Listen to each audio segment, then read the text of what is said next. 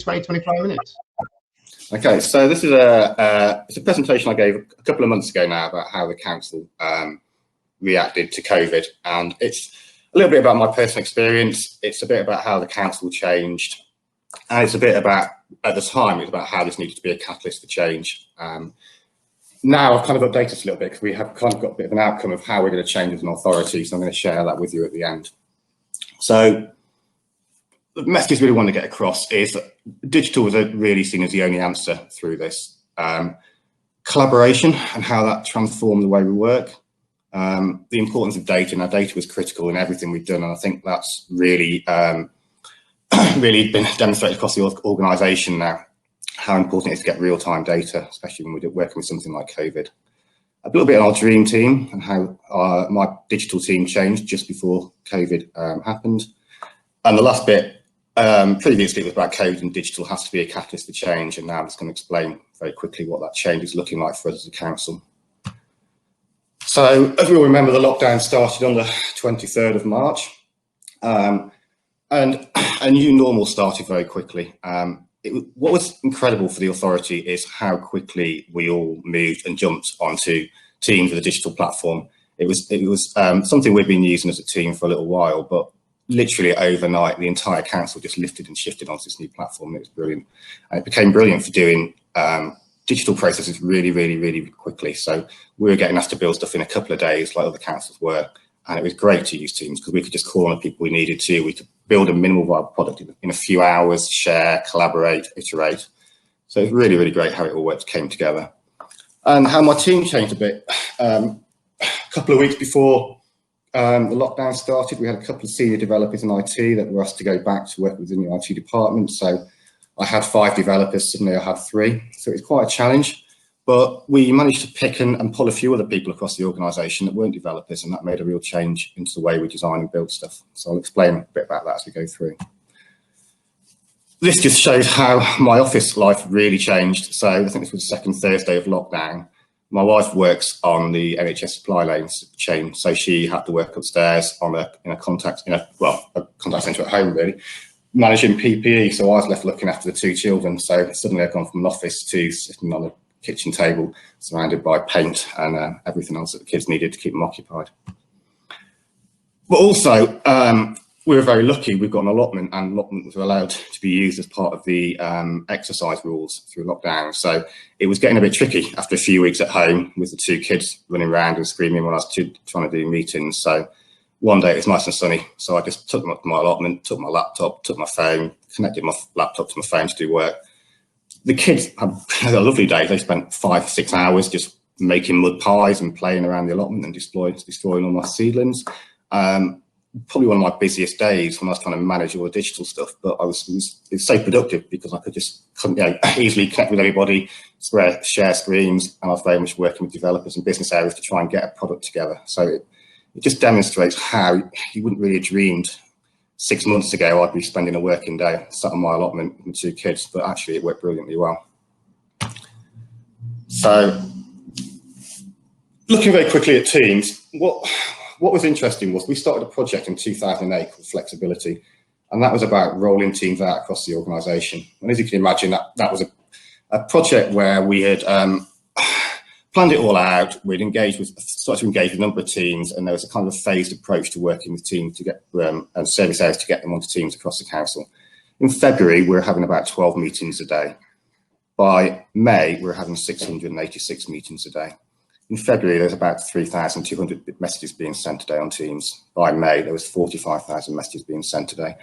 And it just shows how quickly people adapted to that. So that whole plan about moving people onto a team platform and doing all that work and having champions within teams to help support this, it just disappeared, and everybody just suddenly overnight jumped onto the Teams platform, and it made a massive difference to the way we worked.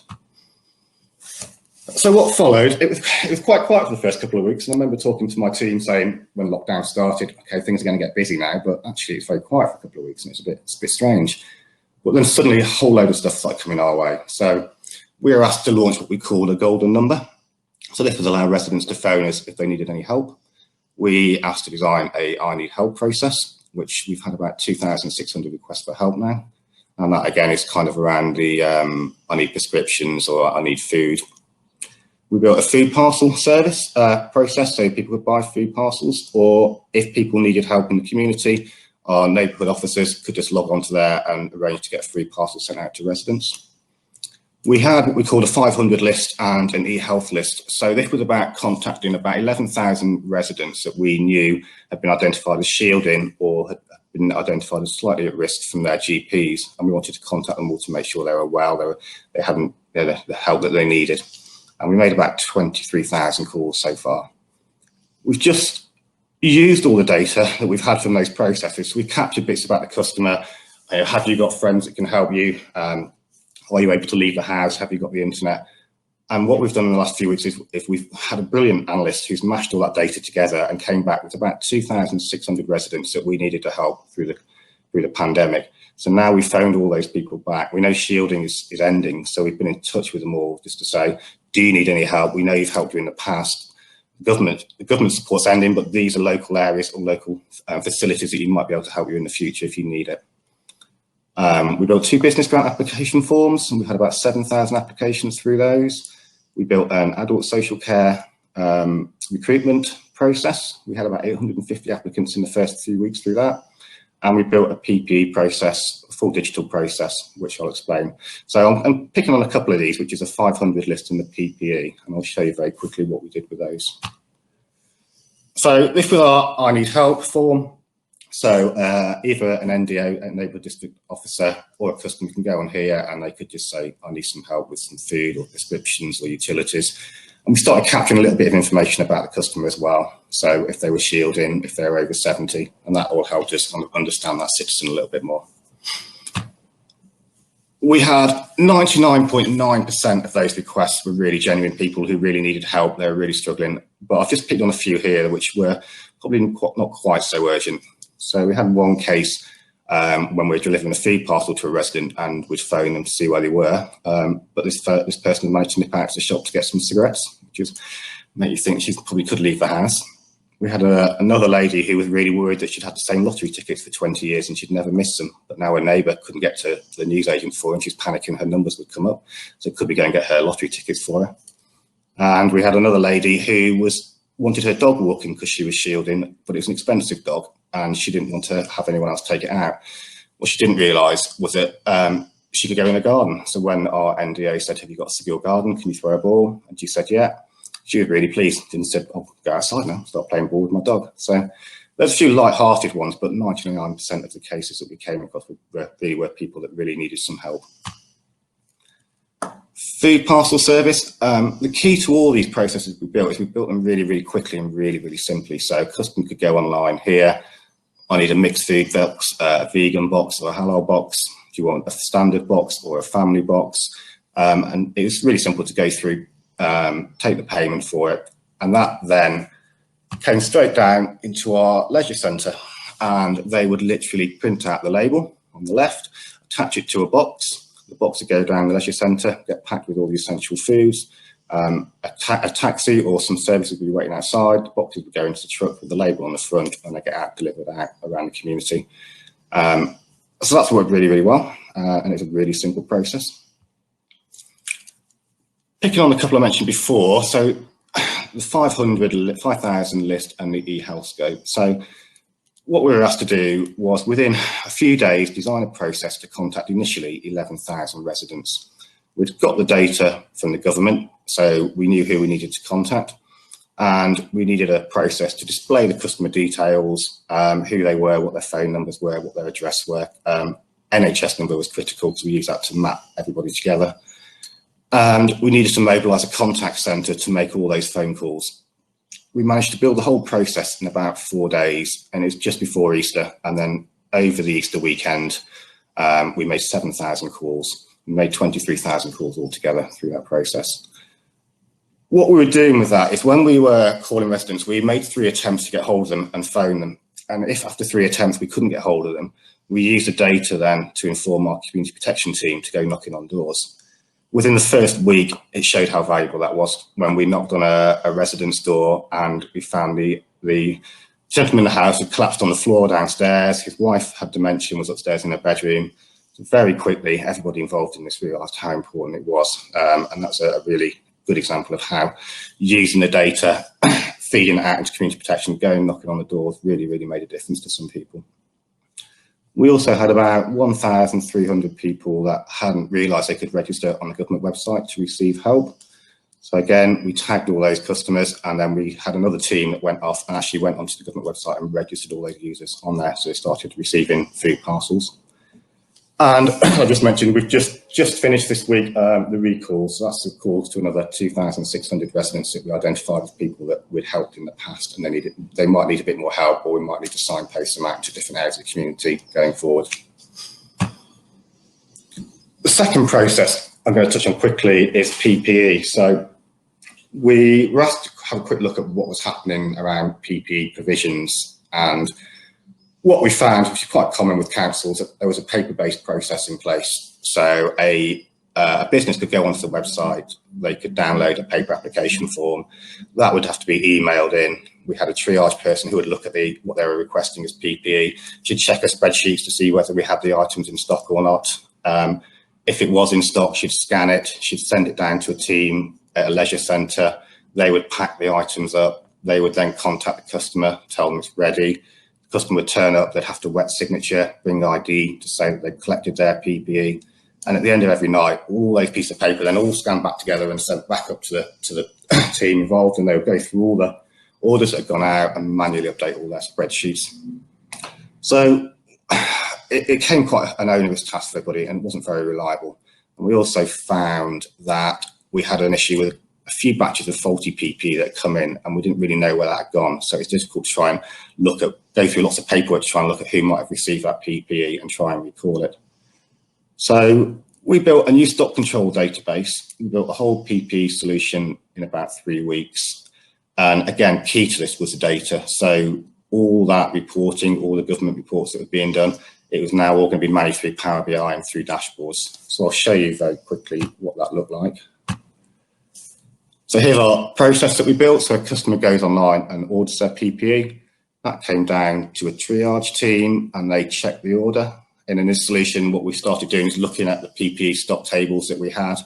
So when a triage person was looking at what the customer was ordering, if it was face masks, they could see how many they got in stock. If it's sanitizer, how much we got in stock of different volumes, and they could tweak the order around based on what was available. If they were unsure about anything, particularly masks, they could press a button and it would go through to a senior public health officer who could make that decision for them. When the order got approved, it went down to the packing team. So they had their iPads and they got a ping on their iPad. They got a new case and they could go around and they could pack the order of PPE. When they closed their stage, the customer got their email to confirm their collection was ready. And they just had to turn up then with their collection reference number. There was no signatures, no paperwork. And it just made the whole process much more streamlined, much more efficient. From the key of this was the data. And so what we built is a whole load of dashboards within Power BI. So our procurement team or our team managing the PPE could come onto this dashboard, and there's about 12 altogether now. I'm just going to show you a couple. So you could, on this one, you can select any item we've got. So disposable aprons, when stock comes in, you can see when it came in, and as stock starts going out, you can see where we are with each item. We built procurement a dashboard that showed all the stock we had, and using the data, we analysed what our burn rate was over 7 days, and we looked at our burn rate over 14 days, and then we started flagging on here in red and amber if stock was starting to run low. So if we thought we got about 3 days stock left at the current burn rates, we got a red flag. If there's about 3 to 7 days, we've got an amber flag. And that means our procurement team can quickly look at this dashboard, look at where we need to get PPE and try and procure that if they could do. And this was what we built for managing recalls. Now this was when we were doing our test data, but ultimately when they were packing items, they would put in the batch number off a box. So if there ever was a recall, we could load this dashboard up, we could pick on a batch number, and that would show us exactly where it was, when it was booked, which organisation took it, what they took, and the contact details. So we could quite easily get in touch with that organisation and say, we need to recall this PPE. You know, have you used it or not? We could also work out what PPE had been left within the warehouse. We knew where it was, so it made it really quick and really easy to be able to identify anything that we need to recall. Channel shift. It rocketed really when COVID hit. I mean, we've always done really well as an authority on channel shift. So blue is online and red is contact centre calls we get. It's actually a lot higher than this. We haven't built in a couple of processes we did yet into the data, but we're hitting 85% of customers coming online and about 15% contacting us on the phone, even though the contact centre was fully functional and fully working. It's pretty much maintained that. I mean, it's always been about 70%. We're still hovering around the 80% mark. So it really has shown that customers have been really keen and really willing to go online. They always have been with us, but they've done it more since COVID happened. So what I was trying to get across in this quickly was, it was different for us as an organisation. We've pushed digital a lot, but when it came from the senior leadership at the very top, saying we need a digital process, we need a way to contact residents to record outcomes, we need a process for business grants, and we want it in 2 days or 3 days. It really, really changed the way the organisation worked, and it really brought people together. So what would probably take weeks in the old ways of working with meetings was happening literally in hours. We had, you know, a process for business grants, so it's very quickly, okay, conference call with all the key players. Let's quickly just drag and drop a process and a form together to look at the data you need to capture. My guys would then go away, work on that a bit more, start building all the clever stuff they do and all the integration work they have to do. And then we'd be back on a call a few hours later with some senior managers around the organisation saying, okay, is this the way you envisaged it to work? And it just transformed, completely transformed the way we worked. We'd never have been able to deliver what we delivered as quickly as we did without that way of working together. And Teams was critical for that. The data, I think that's really, the organisation's really noticed how important data is now, and everything we did was about data and real-time data. So the PPE process was brilliant with all those real-time dashboards capturing stuff. Everything's automatically updated. There's no more manually creating government returns. Procurement teams going straight in at any time and looking at what PPE we've got and what's starting to run low. So the data has been critical for us throughout this. When I mentioned about our dream team, what we did, kind of silos came down a lot through COVID. So what we had was we were able to pinch a couple of people across the organisation, and the key people were a couple of data analysts. So we were building stuff and they were building the Power BI dashboards behind it, and it made a great way of working. So my developers were building stuff, the analysts were looking at the data, trying to build the dashboards, and it made a really good way to test systems as we built, because we'd be building something, going back to the analyst saying, okay, we've added this bit in there, can you build that into a dashboard? And they might come back and say, oh, well, it doesn't look quite right here, something's a bit of a mismatch, and they come back to us and we go, oh, well, okay, we've missed a token or something in the design. So it really, really worked really, really well, and everybody worked fantastically well. It was incredible how the teams came together, and across the organisation, you could grab people when you needed them and pull them in together to work. So the loss of our 2 developers to IT didn't really impact on us hugely. We still delivered everything we needed to. And then COVID, previously I talked about how it'd have to be a catalyst for change. Personally, I don't spend half an hour driving to the nearest tram stop and then spend half an hour on a tram in congested traffic. You look at the green emissions and all these kind of things. So I briefly talked last time about how COVID should be a catalyst for change. Well, we're kind of working through that now. So we've got a project that's just being kind of finalised at the moment. They're happy for me to share this, but what we're looking at really is a rationalisation and utilisation of council offices and stock to greater reflect the future needs of the workforce and improve services. So we've got a lot of buildings around the city, and I guess like many businesses and probably many councils, we're really starting to say, actually, do we need all these buildings now?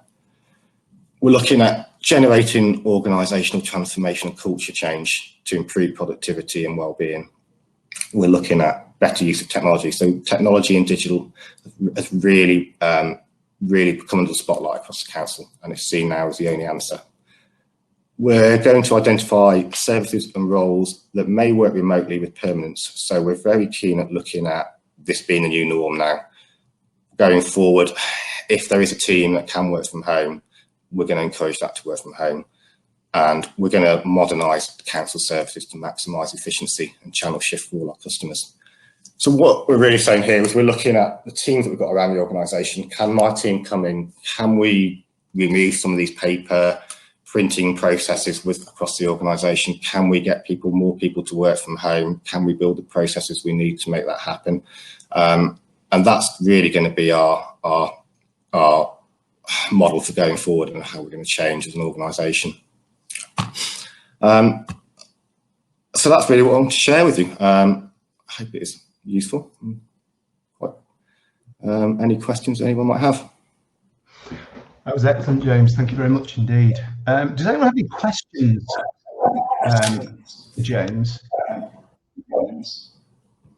If you'd just like to click in the chat. I mean, I was going to ask about whether you felt that this sort of this new sort of way of thinking within the organisation was something that might disappear, you know, post-pandemic. But as you've identified, and I think a couple of other councils that I've been speaking to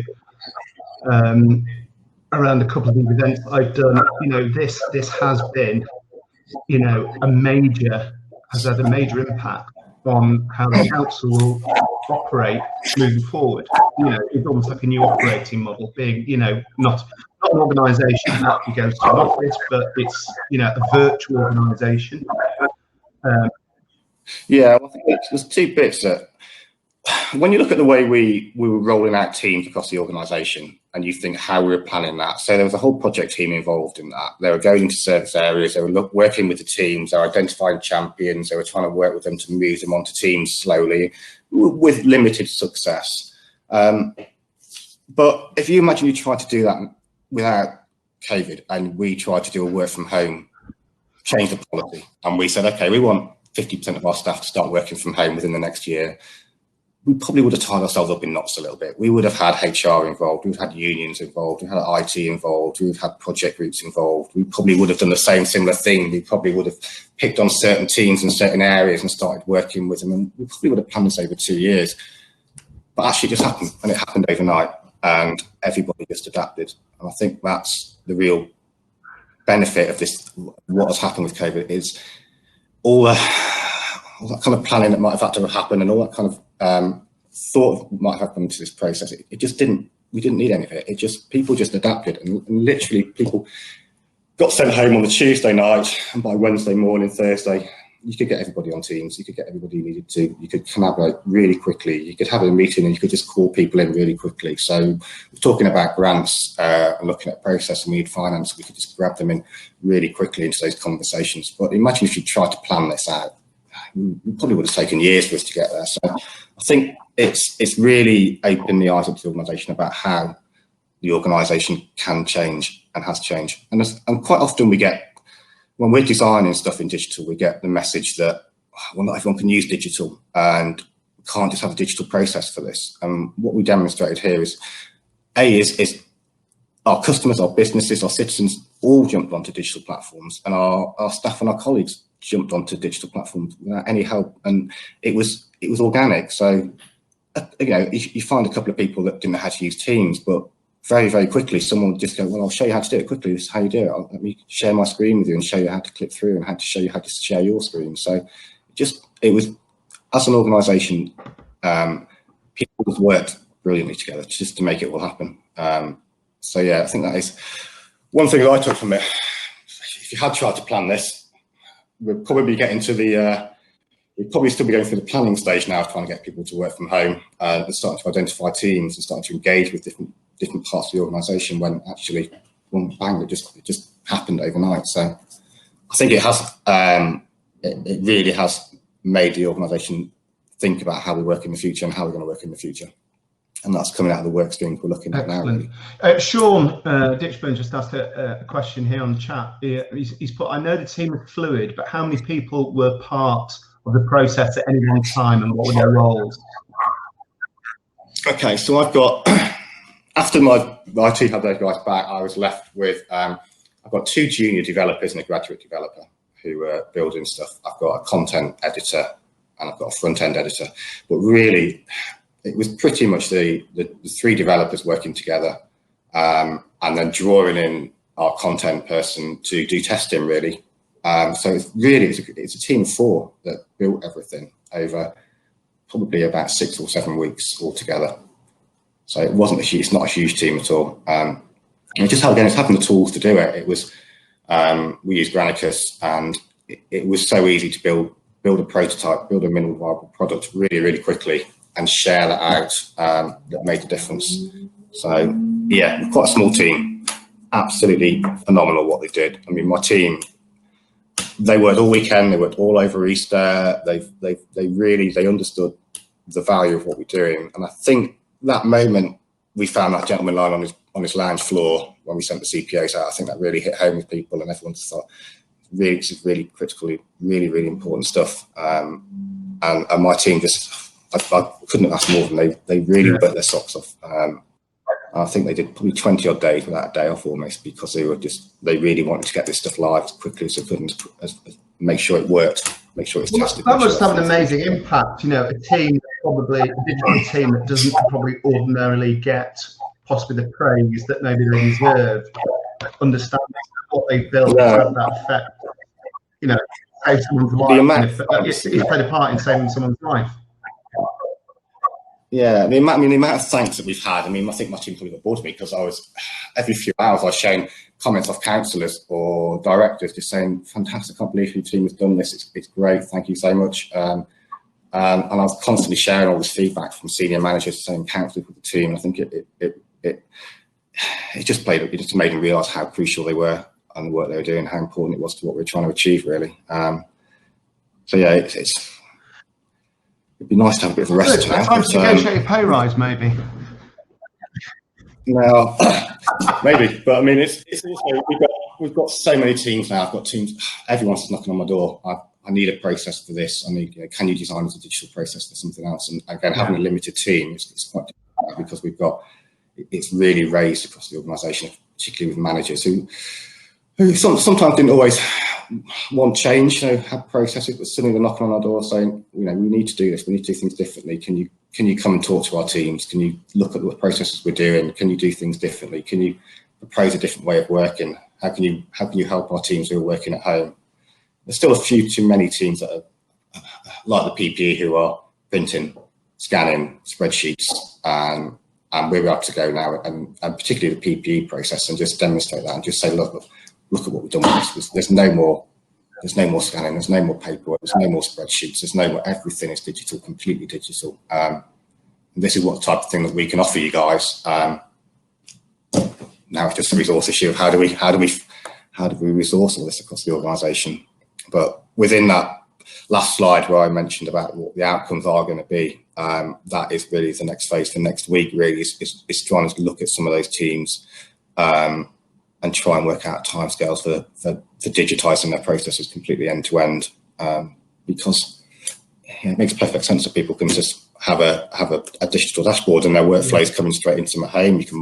They can see what they're doing. As a manager, you can manage the performance of the team really easily through the data. So you can look at stuff and go, okay, so particular process, Paul's done 87 of these this week, whilst John only done 22, and you can start analysing data around it as well. Efficiencies, benefits, stuff of doing it, speed, customer. So yeah, it's been a great catalyst for change within the organisation. It's been a sad time, it's been a difficult time across the country, but from an organisational point of view for us, it's really ramped up digital across the organisation, and the way the organisation really needs to adapt and change going forward. Well, it's glass. Yeah, we won't use the cloud silver linings, but I think it's the glass sort of half full sort of approach.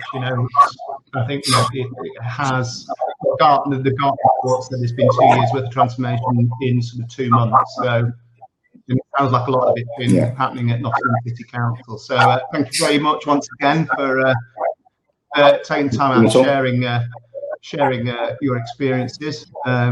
I'm sure everyone will be giving you a virtual round of applause. I will give you one from here. Thank you. And I'm going to remove you from the stage now. So thanks very much, James. Excellent presentation. And talking about excellent presenters,